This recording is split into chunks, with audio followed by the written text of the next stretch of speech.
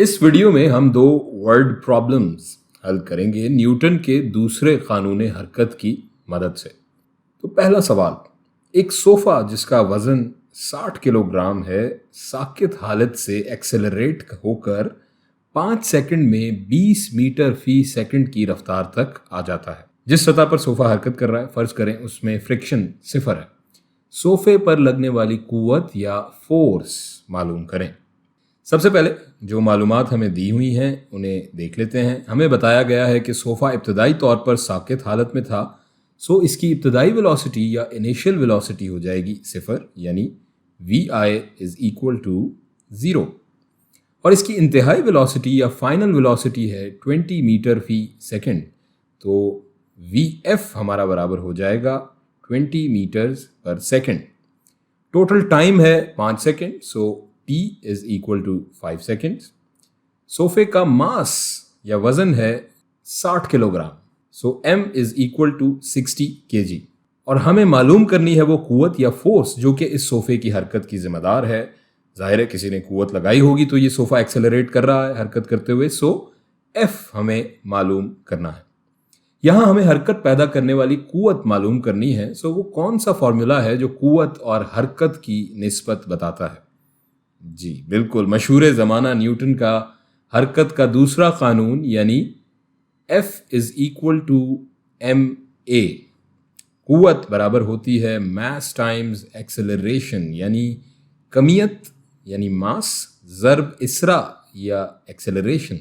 हमें सोफे का मास या कमियत तो दी गई है लेकिन एक्सेलरेशन हमें नहीं मालूम, सो पहले हम एक्सेलरेशन कैलकुलेट कर लेते हैं। एक्सेलरेशन का फॉर्मूला भी लिख लेते हैं। एक्सेलरेशन बराबर होती है चेंज इन वेलोसिटी बटा टाइम।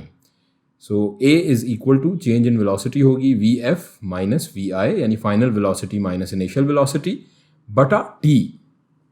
और इस फॉर्मूले में हम दी गई इकदार या वैल्यूज इक्वेट कर लेते हैं। a is equal to 20 minus 0 बटा 5 और ये बराबर हो जाएगा 4 मीटर पर सेकेंड स्क्वायर। अब इसको हम अपने कुव्वत वाले फॉर्मूले में इक्वेट करते हैं यानी F is equal to 60 kg into 4 metre पर सेकेंड स्क्वायर और ये बराबर हो जाएगा जनाब 240 किलोग्राम मीटर पर सेकेंड स्क्वायर। कुव्वत की कीमत हमने मालूम कर ली। अब इसे इसके SI यूनिट में लिख लेते हैं जो कि होता है न्यूटन। सो हमारी कुव्वत हो जाएगी 240 न्यूटन। अब दूसरा सवाल देखते हैं। एक जीप 30 मीटर फी सेकंड की रफ्तार पे हरकत कर रही है।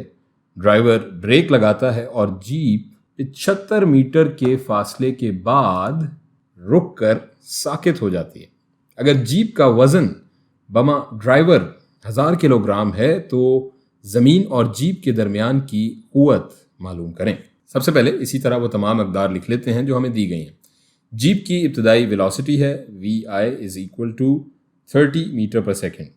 vf या फाइनल वेलोसिटी 0 है क्योंकि जीप रुक जाती है ब्रेक लगाने के बाद, तो vf इज इक्वल टू 0 और जो डिस्टेंस इसने तय किया वो हो जाएगा डिस्टेंस या displacement s is equal to 75 metres और जीप का मास उसके ड्राइवर के समेत है 1000 kilogram, so m is equal to 1000 kg।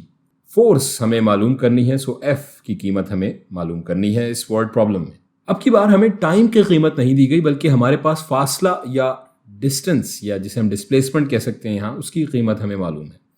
सो इस बार भी पहले हम एक्सेलरेशन मालूम कर लेते हैं और अब की बार चूंकि हमें डिस्टेंस दिया गया है, सो याद करें वो कौन सा फॉर्मूला है जो एक्सेलरेशन और डिस्टेंस की निस्बत बताता है। जी बिल्कुल, हम पिछली वीडियोज़ में पढ़ चुके हैं ये इक्वेशन। जी vf square minus vi square is equal to 2as। इस इक्वेशन में हम दी गई इकदार को इक्वेट कर लेते हैं।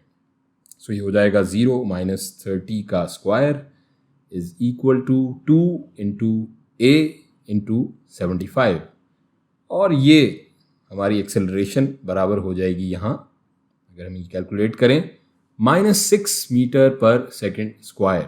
सो हमारी एक्सेलरेशन है मनफी 6 मीटर फी सेकंड। मनफी का निशान जाहिर कर रहा है कि गाड़ी हरकत से साकित हालत में एक्सेलरेट कर रही है। सो इसके ज़रिए अब हम अपनी कुव्वत या फोर्स मालूम कर लेते हैं। सो F बराबर हो जाएगा 1000 multiplied by -6 which is equal to -6000। तो हमारी नेट फोर्स या कुल कुवत हो गई जनाब -6000 न्यूटन।